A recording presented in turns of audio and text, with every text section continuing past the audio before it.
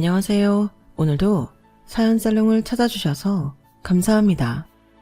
환갑을 바라보는 여성이에요. 몽골 속담에 이런 말이 있대요. 칼의 상처는 아물어도 말의 상처는 아물지 않는다. 60년을 살아오면서 사람들한테 상처받던 일이 한두 번이 아니었지만 그 중에서도 특히 제게 큰 상처를 입혔던 사람이 있어요. 40년 넘게 알고 지낸 여고 동창이죠. 17살에 교실에서 처음 만난 이래 지금까지도 그 친구는 새치여로 제게 수없이 비수를 꼽아왔어요. 그래서 어릴 때는 싸우기도 참 많이 싸웠더랬죠. 그런데 이게 나이를 똥구멍으로 먹었는지 환갑이 다 된 지금까지도 집얼은 못 버리고 여전히 혀를 함부로 놀리지 뭡니까. 저한테만 그러는 거면 그래도 참아보겠지만 이놈의 기집애가 하나뿐인 내 사위까지 건드리지 뭐해요. 사위를 100년 손님이라고들 하지만 저한테 사위는 내 자식이나 마찬가지예요. 그래서 이번만큼은 도저히 참을 수가 없더라고요. 그래서 공개적으로 욕이나 실컷 먹으라고 이렇게 사연을 보내게 되었습니다. 속 좁은 늙은이라고 하셔도 어쩔 수 없지만 제 얘기를 들어보시면 다들 고개를 끄덕이실 거라고 믿습니다. 제게는 자식이 둘이 있어요. 맏딸에 둘째인 아들까지. 둘 다 제게는 금쪽 같은 자식들이죠. 아들이라고 더 예뻐했던 것도 아니고 딸이라고 해서 소홀히 대한 적도 없어요. 다들 똑같이 내 배 아파 낳은 자식이니까요. 하지만 둘 중에서 가장 마음이 가는 자식을 꼽으라고 한다면 어쩔 수 없이 아들을 꼽을 것 같아요. 왜냐하면 제 아들은 더 이상 이 세상에 존재하지 않기 때문이에요. 불행은 한꺼번에 찾아온다잖아요. 하필 남편이 회사에서 쫓겨나다시피 나오게 됐던 그 무렵 제 아들은 몹쓸병에 걸리고 말았어요. 당시 저희 집은 남편의 부하 직원이 단독으로 저지른 궁금 횡령에 제 남편도 가담했다는 누명을 쓰는 바람에 회사로부터 소송을 당한 처지였어요. 억울한 마음에 변호사를 선임해 싸웠지만 결과는 패소였고 회사가 입은 피해 금액 중 일부를 변상하라는 판결을 받게 되었죠. 그 바람에 장기 대출을 받아 장만했던 집도 팔고 본가와 친정에도 꽤 빚을 지게 됐어요. 상황이 이러니 어쩌겠어요. 저는 어린 자식들만 집에 두고 남편과 함께 돈벌이에 나서야 했죠. 집안 살림만 하던 제가 할 수 있는 일이라고 해봐야 식당에서 일을 하거나 화장품 방문 판매를 하는 정도에 불과했어요. 다행히 동네 아주머니 소개로 대학가 근처에 있는 반찬 가게에서 일을 할 수 있었죠. 주인 아주머니가 인심이 좋은 분이라서 그날 팔고 남은 반찬을 가져다 먹게 해주셨어요. 그렇게 반찬값도 아껴가며 어떻게든 이 난관을 헤쳐가려 안간힘을 썼는데 그 노력이 한순간에 무너져버리는 사건이 발생한 거예요.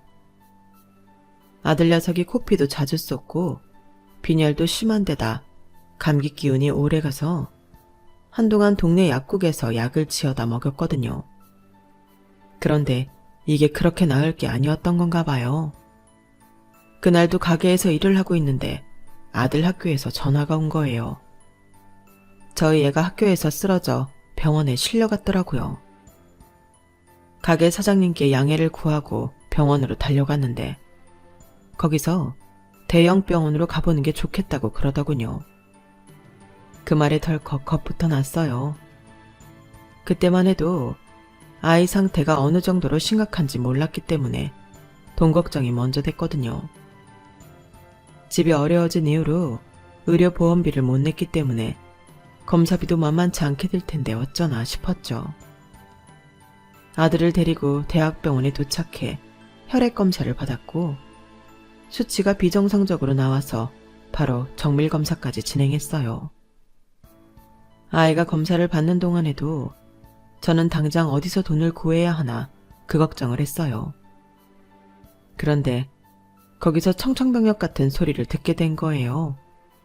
우리 애가 급성 백혈병이라더군요. 상태가 많이 안 좋다며 빨리 입원해서 치료를 해야 한다고 했어요. 도저히 믿을 수가 없었어요. 증상이라고 해봐야 빈혈이랑 감기 기운 정도였으니까요. 검사가 잘못된 게 아닐까? 분명 뭔가 잘못됐다. 이 생각뿐이었어요. 뒤늦게 연락을 받고 달려온 남편도 저처럼 믿기지 않는 표정이었어요. 하지만 아이를 입원시키고 며칠 사이 내 아들의 상태는 급격히 나빠졌고 오진이 아니라는 걸 알게 되었죠. 무균실에 들어가 있는 아들은 하루가 다르게 여위어 갔어요. 이제 고작 9살밖에 안 된 아이가 감당하기에는 항암 치료는 너무도 가혹했어요. 하지만 그보다 더 가혹한 건 현실이었죠. 저희 부부에겐 엄청난 병원비를 감당할 여력이 없었거든요. 이미 남편 회사 일로 돈을 빌릴 수 있는 곳에서는 다 빌려 쓴 탓에 정작 내 자식의 목숨을 구하기 위한 돈을 빌릴 곳이 더는 없었어요. 사람이 왜 도둑질을 하는지 그때 조금은 알겠더라고요. 할 수만 있다면 도둑질을 해서라도 내 자식을 살리고 싶다는 생각뿐이었으니까요. 그건 남편도 마찬가지였을 거예요. 부모가 능력이 없어서 죽어가는 자식을 눈앞에 두고 바라볼 수밖에 없는 심정은 정말 이제 안 겪어본 사람은 모를 거예요. 상황이 이렇다 보니 사람이 염치도 없어지더라고요. 친인척들은 물론 평소에 연락도 잘 안 턴 동창들한테까지 연락해 돈 좀 빌려달라고 사정을 했어요.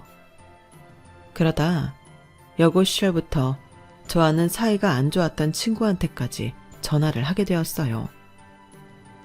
역시나 그 친구는 첫마디부터 제 가슴을 후벼 파더군요. 명희 너는 여전하구나.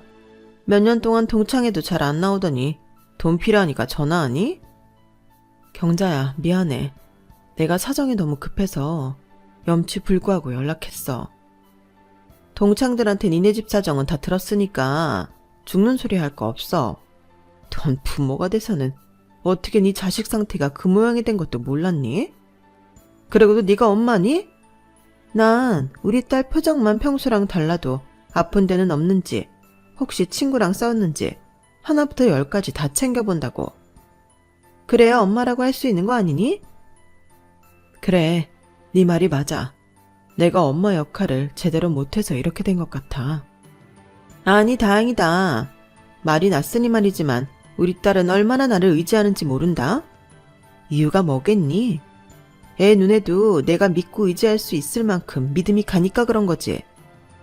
자식을 낳았다고 해서 다 엄마가 아니야. 엄마로서 자기한테 제대로 역할을 해줄 때 엄마라고 불릴 자격이 있는 거라고. 지난번에 우리 딸이 피아노 대회에 나갔을 때 말인데 그때도 내가 얼마나...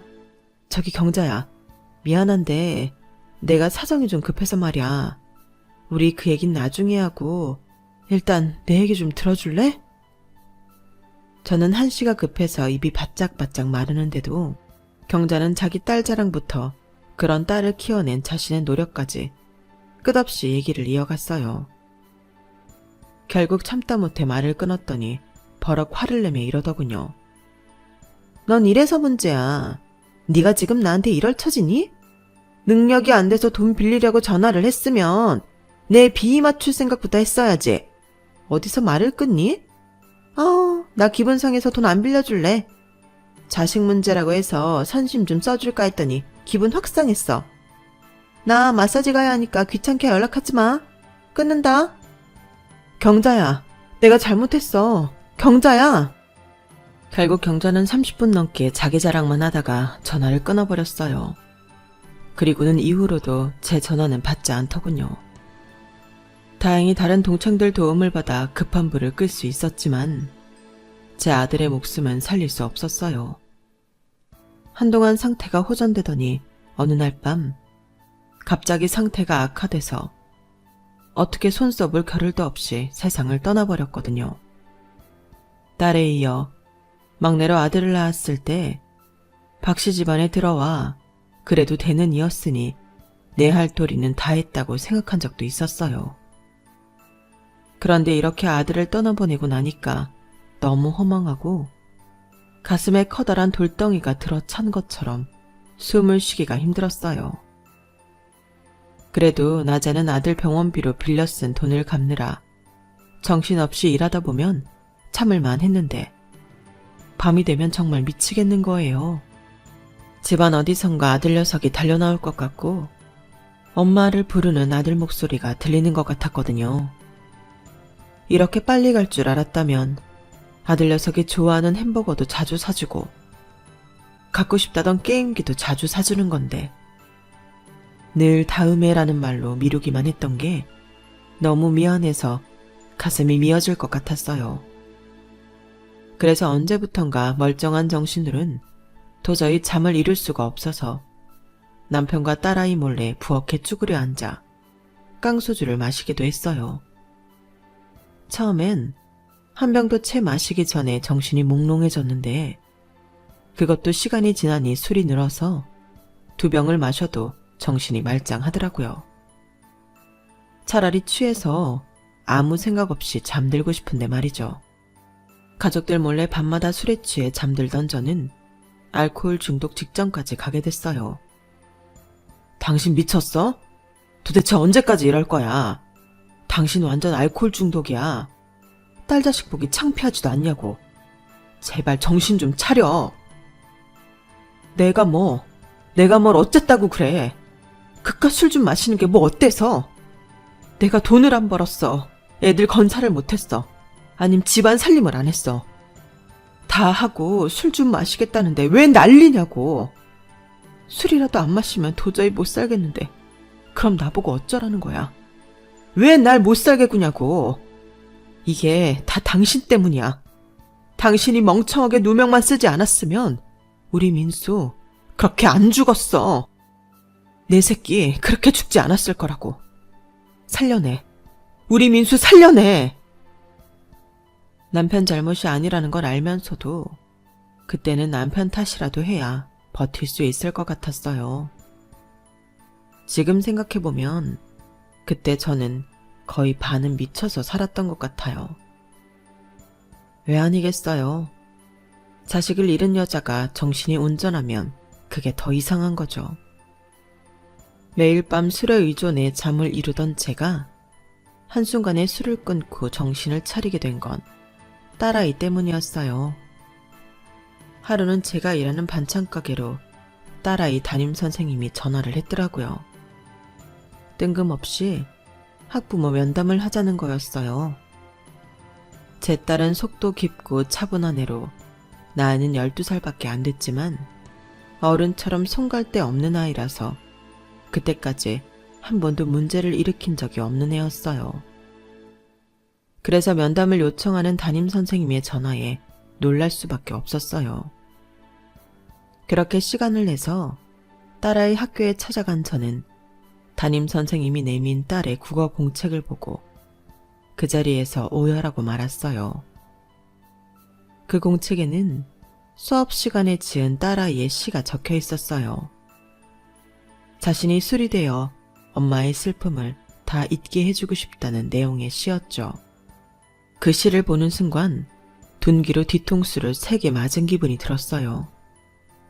그동안 나는 내 슬픔에만 빠져 내 아이에게 무슨 짓을 했던 건가. 엄마로서 너무 미안하고 가슴이 아파서 눈물이 멈추지 않더라고요. 떠나보낸 아들만 생각하느라 내 곁에 남아있는 딸아이 가슴에 피멍이 드는 것도 모르고 있었다니. 전 정말 엄마로서 실격이라는 생각이 들었죠. 딸아이의 시를 읽고 정신이 번쩍 든 저는 바로 집으로 가 집에 있는 술을 죄다 내다 버리고 그날부터 술을 딱 끊어버렸어요. 그리곤 아들에 대한 그리움은 잠시 접어두고 남아있는 딸한테 집중하기로 했어요. 처음엔 딸아이 때문에 슬픈 티를 내지 않으려고 했었는데 그게 시간이 지나다 보니 제 자신에게도 일종의 최면이 되었던가 봐요. 좀처럼 살아갈 희망도 없던 제가 술 없이도 멀쩡히 잠도 자고 밥도 먹게 되었거든요. 내 딸을 위해서라도 다시 일어서야겠다는 일념으로 남편과 합심해 열심히 일해 돈을 벌었고, 그 결과 모든 빚을 다 청산하고 0에서부터 다시 시작할 수 있었어요. 그렇게 되기까지 20년 가까운 시간이 걸렸지만 그 긴 세월 동안 포기하지 않은 덕에 희망이 현실이 될 수 있었던 것 같아요. 성인이 된 딸은 고등학교 졸업 후 전문대에 진학해 유치원 선생이 되었어요. 아침 일찍 출근해서 일반 회사들보다 늦게 퇴근을 했지만 월급은 턱없이 적었어요. 그런 박봉을 받으면서도 딸아이는 알뜰히 저축까지 하더라고요. 언제가 될지 모르지만 결혼할 때 부모한테 손을 벌리고 싶지 않다는 게 이유였죠. 어릴 때부터 부모가 돈 때문에 힘겹게 살아가는 걸 가까이서 지켜본 터라 그런 생각을 하게 된 건지도 모르겠네요. 여고 동창들 자식들이 하나 둘 시집 장가를 가는 동안 제 딸은 묵묵히 일만 했어요. 딱히 결혼 생각이 없어 보이지는 않았는데 남자를 만나는 것 같지도 않아서 내심 걱정이 되더라고요. 그 무렵 제 딸과 동갑내기 딸을 가진 경자가 동창 모임에 청첩장을 들고 나왔더라고요. 자기 딸이 결혼한다면서요. 내가 의사 사위 들이느라 요즘 허리가 휜다. 내가 딸이 하나였으니 망정이지 의사 사위 둘만 들였다간 길바닥에 나 앉을 판이라니까. 그래도 우리 집 바깥 양반 말대로 이것도 일종의 투자다 생각하니까 돈 아까운 줄은 모르겠더라. 근데 명인이네 딸은 결혼 소식 없니? 만나는 남자도 없대? 하긴 니네 집 꼴을 보면 내가 네 딸이라도 남자 데려가 인사시키기 좀 그렇지. 니네 아직 전세 살지? 어쩜 말을 해도 꼭 저렇게 하는 건지 정말 저 주둥이를 바늘로 꽉 꿰매고 싶었어요. 하도 얄미워서 얘 앞에서는 절대 고개 숙이고 싶지 않더라고요. 맞아. 전세 살아. 그래도 빚 다 갚고 마음이 편해서 그런가 살만하네. 살만하긴 죽지 못해 사는 거 다 아는데 네 아들 죽고 아들 병원비로 진빚 갚느라 파출부까지 한 거 다 아는데 어디서 대도 않는 소리를 하니? 힘들면 힘들다고 말해. 안 그런 척하는 게 더 불쌍해 보이니까. 난 솔직히 명희 너 생각하면 숨이 턱 막힌다. 인생이 박복해도 어쩜 그렇게 박복하다니? 네가 전생이 죄가 많긴 한다 보다. 그러니 아들 자식 잡아먹고 평생을 그렇게 지질이 궁상으로 살지. 뭐? 자식을 잡아먹어? 야, 조경자. 너 뚫린 입이라고 말 함부로 할래? 어지간한 건 참고 넘어가려고 마음 다잡고 있는 판에 아들 얘기가 나오자 저도 모르게 폭발해버렸어요. 그러자 옆에 있던 동창들이 나서서 저를 말리더라고요.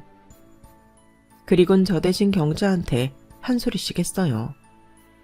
그제야 경자는 마지못해 제게 사과를 하더군요. 사실 경자가 번번이 저를 못 잡아먹어서 안다는 이유가 있긴 해요. 경자네 둘째 오빠가 고등학생 시절부터 저를 많이 좋아했었거든요. 경자를 시켜 연애 편지도 보내고 길에서 마주치며 빵집에도 데려가 빵도 사주고 버스를 타면 저 대신 회수권도 내주고 할 정도로요. 하지만 저는 경자 오빠가 마음에 들지 않았어요. 집에 돈 좀 있다고 없이 사는 친구들 무시하고 강자 앞에서 약하고 약자 앞에서 강한 치졸한 인간이었으니까요. 거기다 말을 함부로 하는 경자도 싫었던 터라 절대 엮이고 싶지 않았죠. 성인이 되고도 경자네 오빠는 제가 다니는 회사까지 툭 하면 찾아와 자기랑 데이트 좀 하자고 졸라댔어요. 그러다 한 번은 강제로 저를 끌고 가려는 걸 저희 회사 남자 직원이 구해주었죠. 바로 지금의 제 남편이요. 그 일로 남편과 저는 가까워졌고 1년도 안 돼 결혼을 하게 됐어요. 닥쳤던 개 지붕 쳐다보는 격이 된 경자오빠는 제 결혼식까지 찾아와 깽판을 부리다가 결국 경찰한테 끌려가게 되었죠. 그 일로 경자는 저를 볼 때마다 손톱을 세우고 긁어대는 거예요. 악연도 이런 악연이 없는 셈이죠. 생각 같아선 경자 딸 결혼식에도 안 가고 싶었지만 동창들이 하도 닥달을 해서 눈 딱 감고 다녀왔어요. 연예인들이 호텔에서 결혼식 하는 걸 TV를 통해 본 적이 있긴 하지만 일반 사람들도 호텔 결혼식을 한다는 건 그때 처음 알았네요. 확실히 돈이 좋긴 하더라고요. 음식도 훌륭하고 식장 자체도 고급스러워서 그날의 주인공인 신랑 신부가 확실히 빛났거든요. 저 자리에 내 딸이 서 있다면 어떤 기분일까 상상하면서 동창 딸의 결혼식을 지켜보았어요. 그리고 집에 돌아왔는데 화장기 하나 없는 얼굴로 집 청소를 하고 있는 딸이 보이지 않겠어요? 부모 잘못 만나서 고생만 하는 딸이 그날따라 더 안쓰러웠어요. 정말 경자 말대로 우리 집 사는 꼴 보이기 창피해서 남자를 집에 안 데려오나 싶기도 하고 혼수 자금이 없어서 결혼 생각도 못하는 건 아닌가 걱정이 되기도 했어요. 이제 집에 빚도 없겠다. 딸 혼수 비용이야 어떻게든 마련해 줄 수 있을 것 같아서 하루는 슬쩍 떠봤어요. 그랬더니 글쎄 5년 넘게 만나온 사람이 있다지 뭐예요. 아니 5년이나 사귀었으면서 그동안 왜 말을 안 했어? 왜? 그 사람이랑 결혼하자고 안 해? 안 하긴 사귀고 1년쯤 됐을 때부터 이미 결혼 계획까지 다 세웠는걸. 안 그래도 우리 집에 인사 오기로 했어. 결혼은 내년 봄에 할 생각이고. 얘는? 아니 그걸 이제야 말하면 어떡해.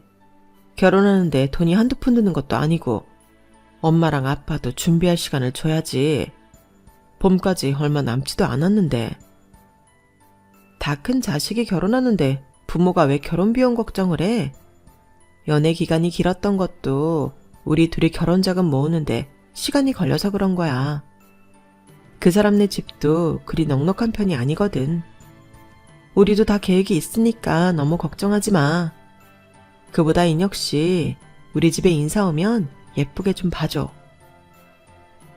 딸아이가 선택한 남자는 삼형제 중 장남으로 동생들과 함께 작은 청소업체를 운영하고 있었어요. 딸아이 말로는 건물 청소 하청을 맡아 하고 있다는데 워낙 성실해서 그런지 맡고 있는 건물도 많고 벌이가 꽤 괜찮다고 하더군요. 대학까지 나와 청소일을 시작한 계기는 모친 때문이라고 했어요.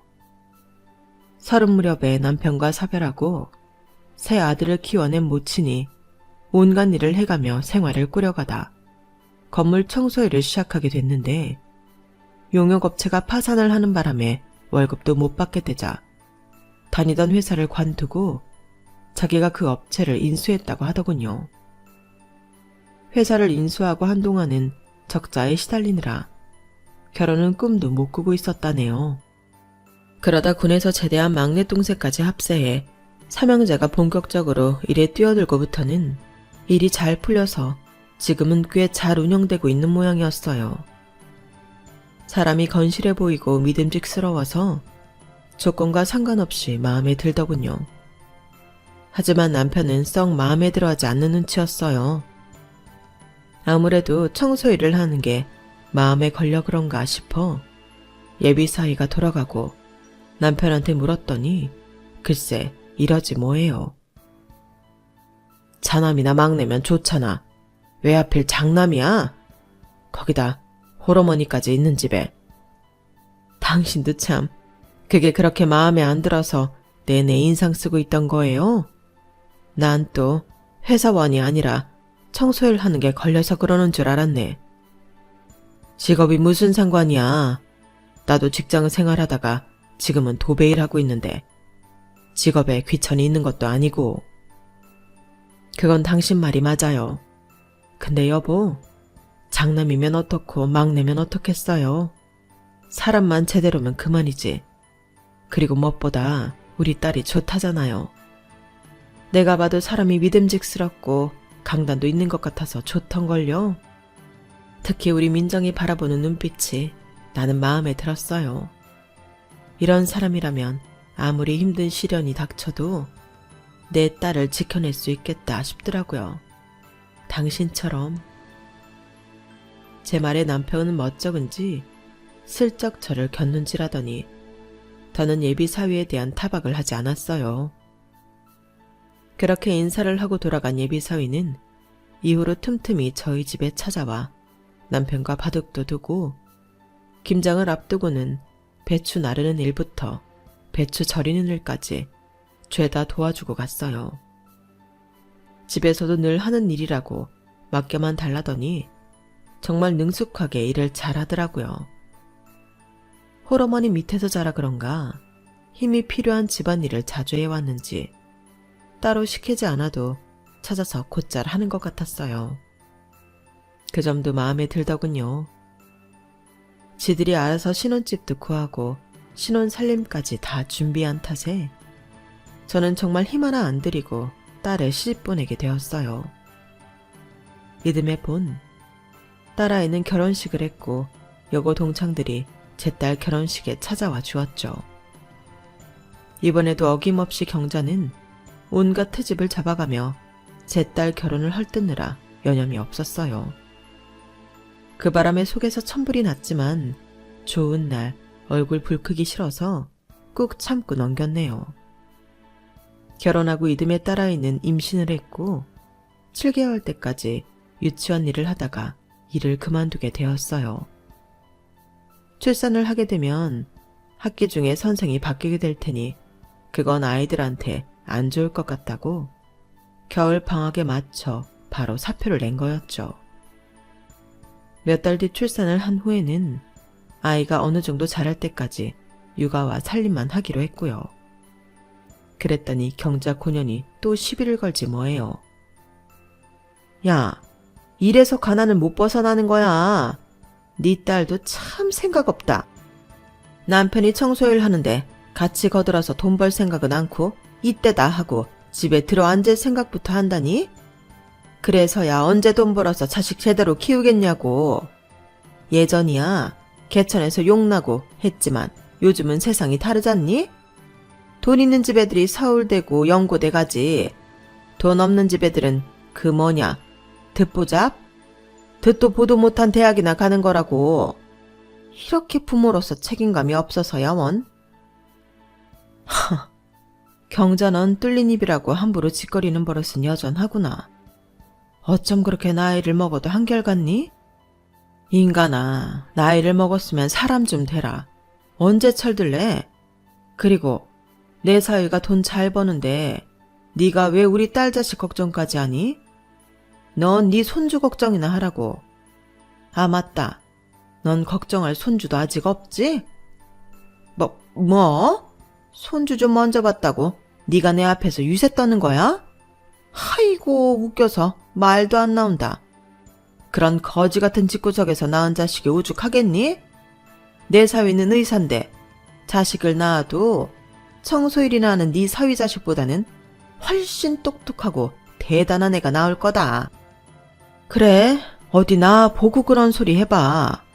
비록 내 사위가 청소일은 하고 있지만 서울대에서 4년 내내 장학금 받고 다닌 사람이야. 네 사위는 지방대 의대 출신이라며?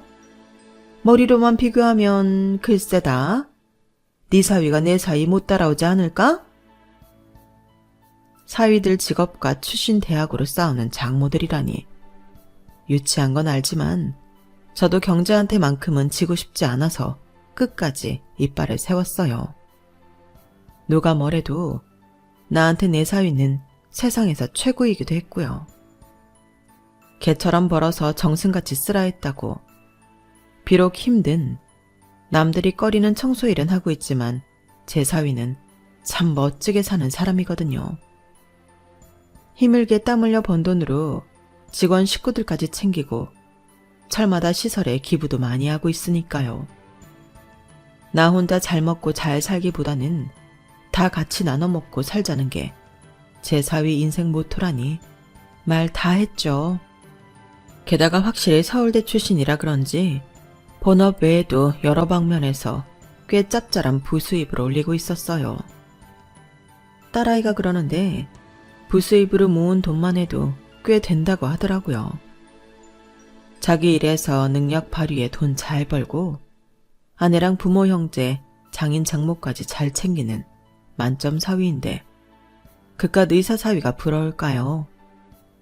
경자 사위를 한 트럭으로 준다 해도 내 사위랑은 절대 안 바꿔요. 경자가 그렇게 제 사위를 못 잡아먹어서 안달인 이유를 제가 모르는 건 아니에요. 동창들이 그러는데 결혼하고 반년도 안 돼서부터 딸이 못 살겠다고 수시로 친정에 드나든다고 하더라고요. 경자 딸이 지방대 미대를 나왔는데 시어머니가 그렇게 무시한다네요. 따지고 보면 자기 아들도 지방대인 건 마찬가지인데 말이죠. 게다가 결혼 전부터 남자가 여자 문제로 몇 번 힘들게 한 적이 있었는데 결혼 후에도 달라진 게 없었다나 봐요. 경자 딸이 제 딸보다 1년 먼저 결혼했지만 아직 애 소식이 없는 것도 둘 사이가 안 좋아 그런다는데 아무리 그래도 그렇지 그렇다고 애꿎은 내 사위한테 함부로 하는 건 저도 두고 볼 수는 없죠. 나한테 그러는 거야 참고 넘기겠지만 내 자식이랑 내 사위 건드는 건 절대 용서가 안 되거든요. 그래서 언제 한번 경자 저걸 정신 차리게 해줘야겠다 생각했는데 그날이 이렇게 빨리 올 줄 누가 알았겠어요.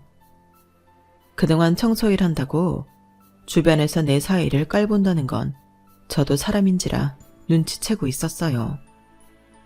경자뿐만 아니라 다른 동창들도 은근히 내 사위를 무시하는 게 느껴졌으니까요. 동창들 모임 때 내 사위가 찾아와 장모 친구들이라고 식사 비용을 내주고 갔더니 뒤에서들 그랬다는 거예요. 자격지심에 없는 돈에 무리해서 식사 비용까지 냈다고요. 청소일에서 몇 푼이나 번다고 그런 허세를 떠냐고 말이죠. 그런데 이번에 그 주둥이들을 한 방에 누릴 수 있는 일이 생겼지 뭐예요. 제 사위가 글쎄 건물을 산 거예요. 동네 조그마한 건물도 아니고 도로변에 있는 6층짜리 건물을요. 일 외에도 부업으로 이것저것 한다는 말은 들었지만 결혼하고 10년도 안 됐는데 그 사이 그렇게 돈을 모았을 줄 누가 알았겠어요. 사위가 늘 제게 돈 잘 버는 사위 있으니 걱정 마시라고 입버릇처럼 말했지만 사실 그 말들을 고지 듣지는 않았거든요. 그런데 그 말이 빈말이 아니었던 거예요. 그래서 동창들을 불러 사위 건물에 있는 식당에서 밥을 사기로 했어요. 아직 영문을 모른 채 밥 얻어먹으러 나온 동창들은 무슨 좋은 일이 있어 밥을 다 산다고 그러냐고 묻더군요. 자랑하고 싶어서 입이 근질근질했지만 일단 밥을 다 먹고 얘기하려고 꾹 참았어요. 그리곤 식사를 마치고 나오면서 얘기를 했죠. 실은 말이야, 우리 사위가 건물주가 됐거든. 그래서 한턱 쏘려고 불렀던 거야. 나 어려울 때 니들한테 도움도 많이 받았잖니? 그 말에 동창들은 두 눈이 휘둥그레졌어요. 딱 한 사람, 경자만 빼고요. 아이고, 웃기지도 않네. 건물주? 요즘은 개나 소나 건물주라지? 왜? 어디 코딱지만한 빌라 하나 샀다니? 네 사위가 천안 청소이라는 거 여기서 모르는 사람이 어딨어. 청소부가 돈 벌어봤자 거기서 거기지. 무슨 건물주는. 되도 않는 소리 그만하고 기왕 온 김에 우리 사위 병원이나 구경들 하고 가. 작년에 우리 사위 병원 이 건물 4층으로 이전했거든. 이 건물이 신축인데다 목이 좋아서 세가 얼마나 비싼지 몰라. 돈 잘 버는 우리 사위 정도나 되니까 이런데 병원도 차린 거지. 다들 뭐해? 엘리베이터 안 타고? 경자는 제 말을 싹둑 자르곤 동창들을 데리고 자기 사위 병원으로 갔어요. 얼떨결에 말할 타이밍을 놓친 저는 뒤만 졸졸 따라갔죠. 그런데 그렇게 따라간 병원에서 수납 부스에 서 있던 제 사위와 마주쳤지 뭐예요. 일하다 왔는지 작업복 차림에 땀을 꽤 흘려서 안쓰러워 보이더라고요. 장모님, 병원엔 웬일이세요? 어디 아프세요? 아니, 그게 아니라 동창들 만났다가 오게 됐어. 여기가 내 동창 사위가 하는 병원이거든. 아, 그러세요? 사위는 싹싹하게 웃으며 제 동창들한테 인사를 했어요. 그러자 경사가 인상을 팍 쓰곤 그러는 거예요. 아, 땀 냄새. 아니, 누구 영업방해할 일이 있어? 지저분하게 그 차림으로 병원에 오면 어떡해? 이봐, 정간호사. 일 제대로 안 해? 환자 좀 가려받아야 할 거 아니야. 병원 격떨어지게 이게 뭐야? 당장 걸레 가져다가 저 사람 서 있던 바닥부터 닦고 방향제 좀 뿌려. 그러자 간호사가 얼굴이 사색이 돼선 안절부절 못하는 거예요.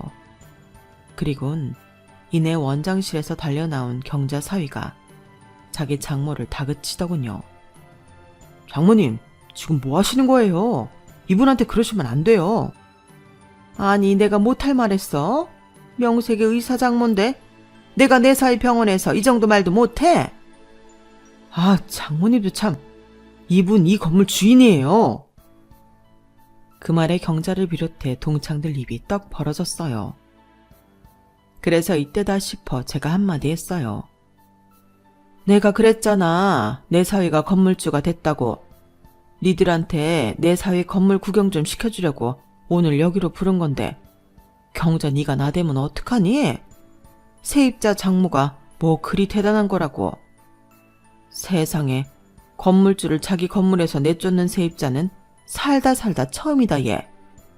우리 사위 어디 아픈 건 아니지? 아프긴요. 발목을 살짝 접질린 것 같아서 진료받으러 왔죠. 기왕이면 제 건물 세입자 병원에서 진료받으면 도움도 될까 해서 온 건데 이런 인연이 있을 줄은 몰랐네요. 그래? 그럼 이 병원 말고 다른 데로 가. 내가 잘하는 데 있어. 이렇게 팔이 날리는 병원이라면 의사 실력이 형편없다는 증거거든. 경자야, 미안해서 어쩌니?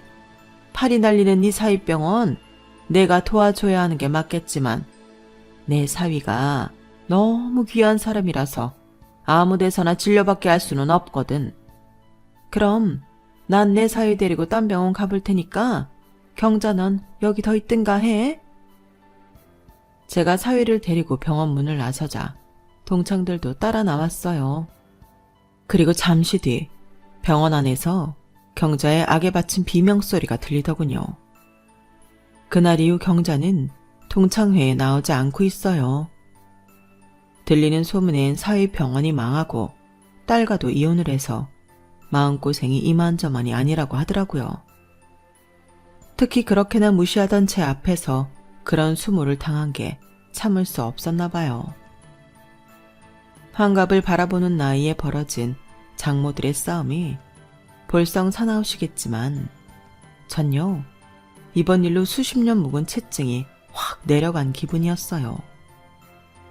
장모 대신 제대로 복수를 해준 내 사위가 세계 최고인 것 같습니다. 아들을 가슴에 품었지만 사위가 아들이다 생각하고 잘 살아가 보려고 합니다. 지금까지 제 사연을 들어주셔서 감사합니다. 여러분들 소중한 가족들과 항상 행복하세요.